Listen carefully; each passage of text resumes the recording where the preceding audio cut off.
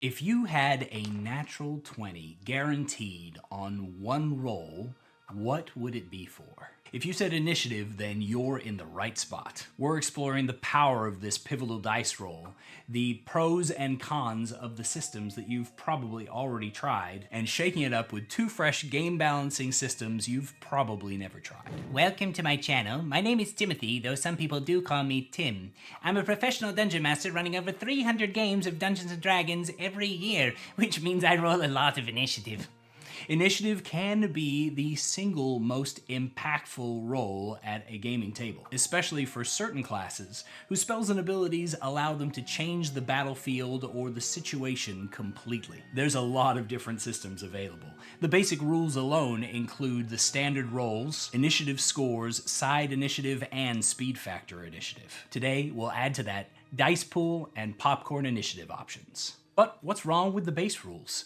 The basic rules for initiative are that you roll a 20-sided dice and add your initiative modifier to it. And then you order that list from highest to lowest initiative and play out the rounds in that order over and over until the battle is completed, rolling again next time. Some of the pros include that this allows for a wide variance of initiative scores from combat to combat, allowing potentially almost anybody to be first in the initiative order and almost anybody to potentially be last. It's unpredictable and chaotic like combat is supposed to be in our mental image, and it's well known and familiar, utilized in this fashion ever since 3rd edition of Dungeons & Dragons, and in a similar fashion for the editions before. Some of those pros can also be cons, because its cons include that it is very swingy, meaning that you can invest a lot of effort into having a good initiative score and still end up last. Also, because you can never know who is going to act in what order, it's hard to pre-plan any kind of tactics as either the DM or a set of players. And similarly, because of its chaotic random nature, the pacing can be fairly swingy too, because one time you might end up with all the players going then all the monsters, while in another it might be evenly back and forth between the different sides at the table. Addressing some of those concerns, the DMG offers other options, including initiative scores. Initiative scores essentially does away with any randomness by removing the dice from the equation. Instead, your initiative is equal to whatever your initiative modifier is, and you act from highest to lowest, as normal. One of the pros of this is, of course, how fast it is. As a DM, you can literally write out the initiative order before a battle has ever even come on the field, as long as you know your players' bonuses. It allows for teamwork and tactics because you know what's going to happen in the order that it's going to happen. You can decide as the players what you're going to pull off, or as the DM what your monsters are going to do, and in the order that they're going to do it. However, in terms of cons, it invalidates most of the initiative rules, including special abilities that your players might have to get advantage on their rolls, which no longer exist. Another option is side initiative. Essentially, in side initiative, both sides of the table roll a single 20-sided dice with no modifiers, and the winner goes first. That side of the table, either the player or the DM side, gets to have all of its creatures or characters act in whatever order they wish to, one after another. After one side is completely finished, then the other side gets to go. Obviously, this has the pro of being incredibly fast-paced, and it allows players to exhibit great levels of teamwork as they plan out their actions, taking them in whatever order is going to be most advantageous. It does tend to slow things down in discussion a little bit as players end up chatting about what's going to be the best order to do things in, but some tables will manage that better than others. One of the cons, of course, is that it completely negates the initiative rules and any and all abilities that adjust it. Combat can also become incredibly swingy, as one side getting to act all at once gives a huge advantage, often whittling down numbers of the creatures or characters on the other team in that first full round. This makes balancing encounters even more challenging than the challenge rating system already makes it. Because if you lose initiative as the DM, then many of your creatures are going to be disabled or destroyed before they ever get to turn. But if they win initiative, then maybe you're going to have too many creatures on the field for your players to be able to appropriately handle. Depending on your group keeping track of who has and has not taken their turn, or what actions they have or have not taken, can also be slightly more of a challenge than in the standard system. The final DMG option is Speed Factor Initiative, which harkens back to 2nd edition and earlier D&D. Essentially, in Speed Factor Initiative, you decide and declare your main action every round before you take your turn, and what that action is determines a bonus or penalty that you're going to get on your initiative roll. Everybody then rolls as normal with these bonuses in mind, but keeps that number to themselves. Like normal, you act from the top of the initiative order down to the bottom. At the end of every round, those numbers get thrown out, and you're going to roll a new set for the next round after declaring your actions again. In prose, this is obviously far less predictable, and it simulates the chaos of combat even more abundantly. It also benefits many martials and encourages specific behavior that might be considered less optimal, as heavy weapons with great weapon mastery, etc., are slower weapons to bring to bear, as is spellcasting, while utilizing light or finesse weapons is more encouraged, and even the mighty sword and board fighter is in a good position. However, the cons of this system are definitely pretty heavy.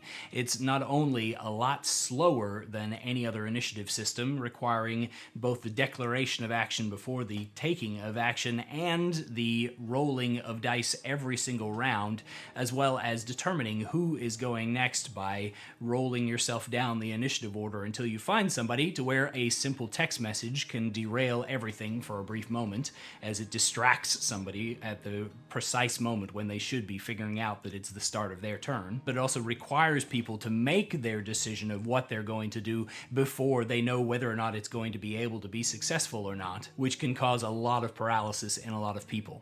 It's a much more complex system, and while it does add a lot of depth, you have to judge for yourself whether that level of complexity is worth it. But I promised a couple of new systems for you to use today, and the first one I call Popcorn Initiative. Essentially, you roll initiative as normal, but the only thing that matters is the highest initiative that gets rolled in play. Whoever rolled that, whether character or monster, goes first. At the end of their turn, they choose who from the other team goes next. At the end of that person's turn, they do the same. If all members of one team have already acted, and a monster doesn't have legendary actions remaining, then you can select somebody on your team instead of the other team. Here's what that looks like in play. If Animal House, my Friday night campaign that just wrapped up, were to ride again against Klauth, the red great worm dragon, and his fire elemental allies, then the initiative might look something like this. Since Zeth won, they go first, and at the end of his turn, he selects Klauth. Then back to Animal House as I select Anjun, hoping that his distance and slow speed will keep him from causing me too much trouble. Of course, he uses his action to take a suppository of giant size,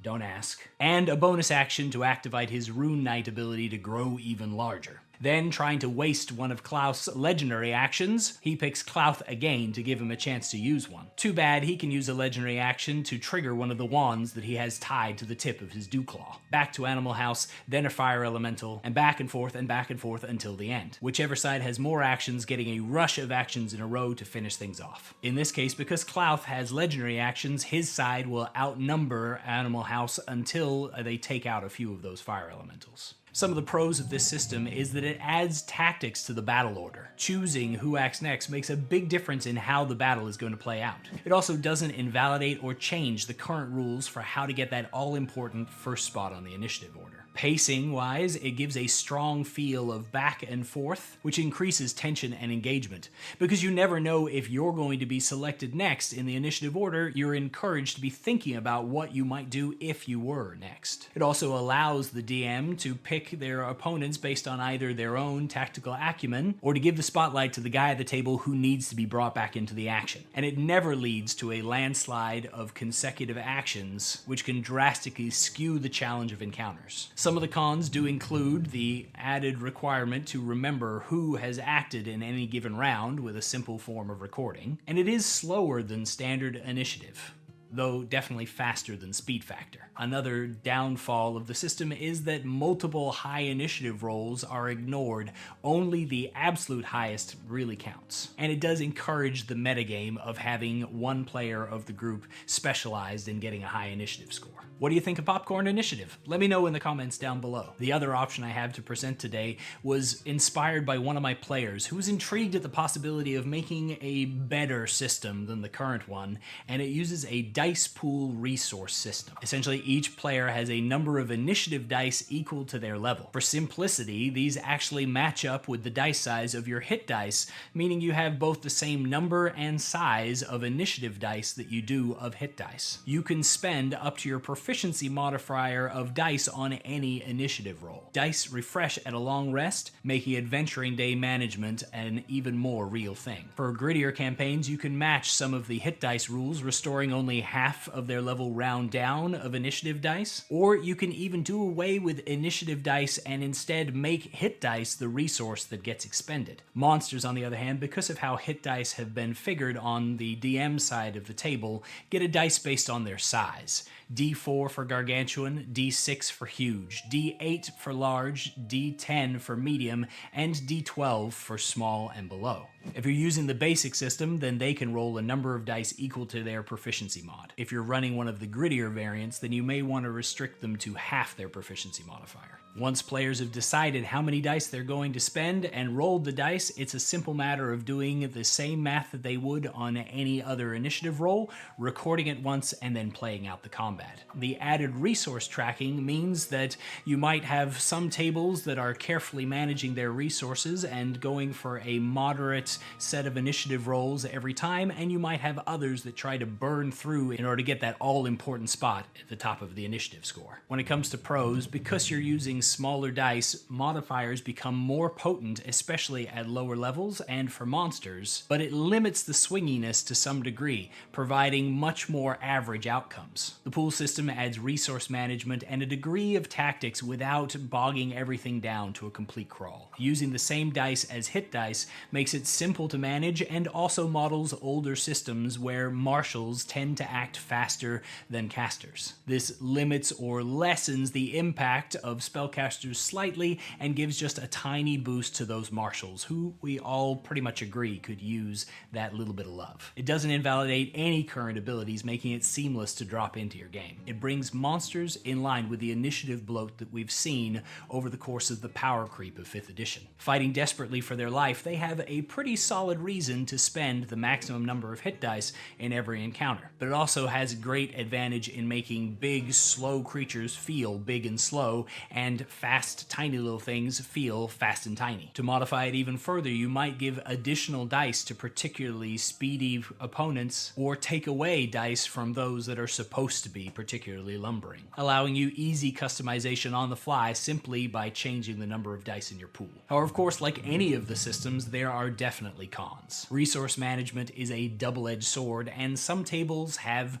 more interest and tolerance for it than others. This is one more thing that needs tracking, which of course means that it's one more thing that might not get tracked correctly. More dice and resource management means that it will be somewhat slower to roll initiative and decide in that section, but after you've rolled the dice and totaled them up, everything will run pretty much like standard initiative and be fairly smooth. The fact that larger creatures get bigger hit dice and having to have a separate system for the monsters to determine their dice pool size is a little bit of an awkwardness, and the fact that they don't typically track hit dice makes it harder to integrate, and so that's a bit of a weakness to it. Also, proficiency mods aren't included in typical stat blocks for 5th edition monsters, and that easy reference sheet is included with a CR list for monsters in the write-up for these rules that I have available for you today. You can find that easy reference list on my write-up of this system, which you can get by becoming a member of the channel or joining me on Patreon. The link for that's just up here, and of course down in the description below. What do you think of these two new systems, and what's your favorite initiative system for Dungeons & Dragons? Let me know, and thanks for watching. As always, happy adventuring.